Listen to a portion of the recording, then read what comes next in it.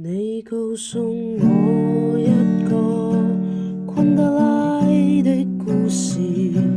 關於一對情侶假裝陌生男女，再勾引對方去酒店裏一起睡，最終勾引到分不到對方和自己本心是誰。故事聽到心醉，我都想請你考慮，假裝你我是一對，知你有男友伴隨，你我不必一起睡，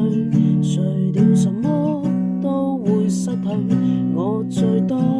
只是想拖你的手過一條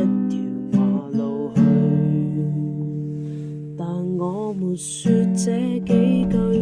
我不可說這幾句，因我再也不是你現在這個年歲，什麼都會過